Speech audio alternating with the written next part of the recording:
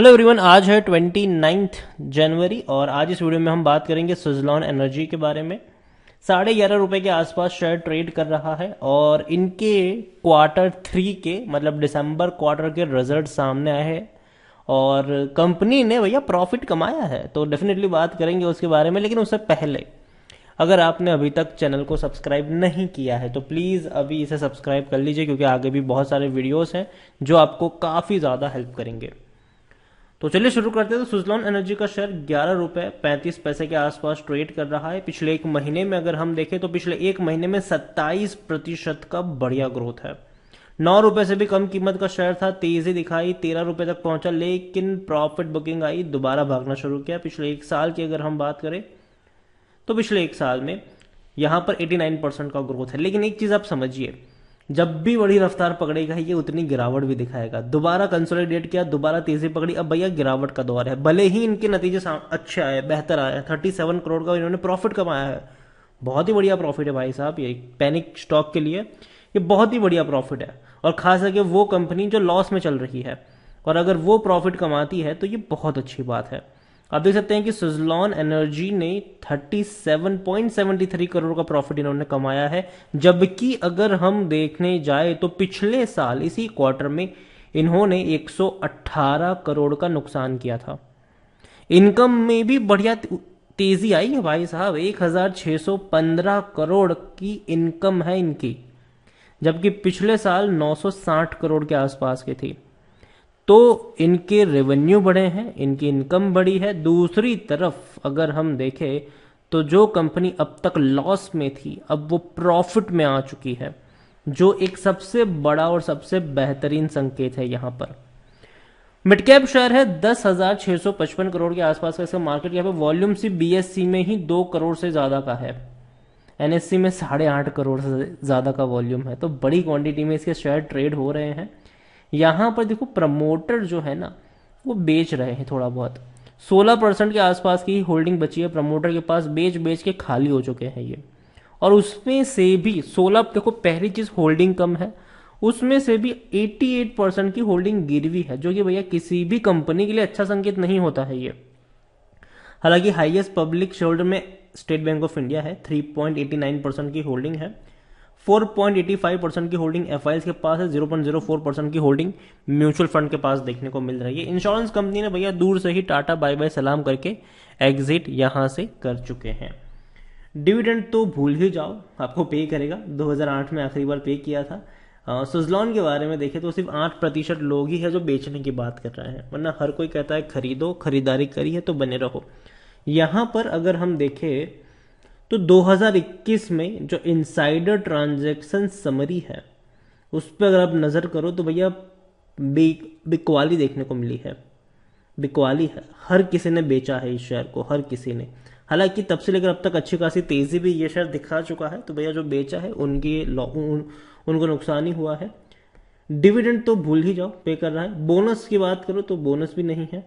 नतीजे अगर हम बात करें, रेवेन्यू की मैं बात करूं तो जो 12,700 करोड़ के रेवेन्यू थे वो इस हद तक टूट गए कि 2020 में ये 3,000 करोड़ से भी कम चले गए।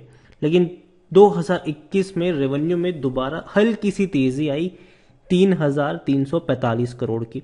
लेकिन 2022 में ये तेजी और बढ़ेगी, क्योंकि एक ही क्वार्टर में तो भैया 1,600 करोड़ का प्रॉफिट कर लिया, सॉरी इन्होंने रेवेन्यू दिखा दिया है। तो 3 क्वार्टर के रेवेन्यू देखे तो बेहतरीन है, शानदार रेवेन्यू इनके हैं। 1,300 करोड़ के आसपास के इनके रेवेन्यू भी है, तो कुल मिला के 2 ही क्वार्टर में इनके 1,300 मतलब 3,000 करोड़ के आसपास है, और 3 क्वार्टर में 4,000 करोड़ के आसपास के इनके रेवेन्यू है। तो 3 क्वार्टर में तकरीबन 4,000 करोड़ के आसपास का रेवेन्यू कंपनी कमा चुकी है। अभी एक क्वार्टर और बचा है।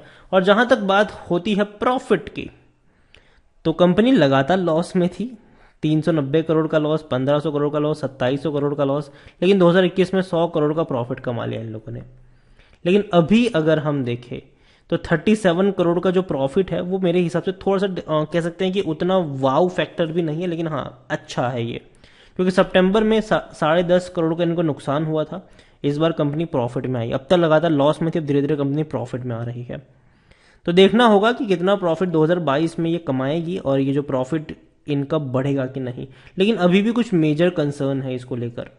स्टॉक एएसएम लिस्ट में है। एएसएम जीएसएम लिस्ट के बारे में हम काफी कुछ चर्चा कर चुके हैं और अभी भी 11 साढ़े 11 रुपए का शेयर। देखो पहली चीज तो ये, मानता हूं रेवेन्यू अच्छे हैं, मानता हूं प्रॉफिट भी अच्छे हैं, लेकिन शेयर सस्ता नहीं है। ये देखने में 11 रुपीज सस्ता लगता है लोगों को, ठीक है, क्योंकि हम ये सोचते हैं कि 11 रुपए का शेयर बहुत ज्यादा क्वांटिटी हम खरीद लेंगे और चलो अब तो नतीजा अच्छा है, मतलब भाग जाएगा, लेकिन ऐसा नहीं होता है।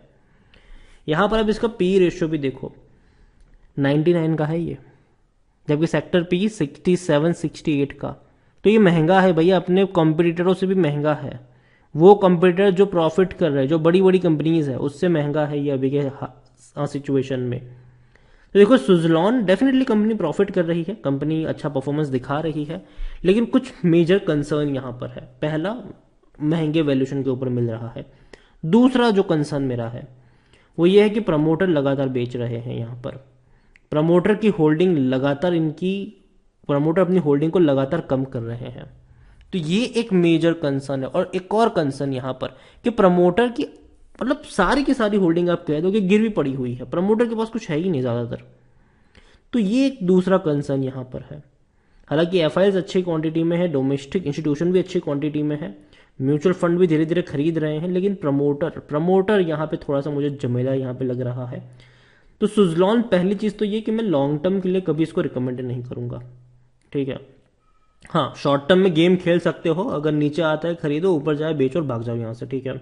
जब ये शेयर इवन 4-5 रुपए पे था, मेरी खुद की बाइंग रिकमेंडेशन थी, मैंने कहा था कि देखो अगर 9-10 पे चला जाए बेचो और भाग जाना, फिर यहां पर रुकना मत यहां पर।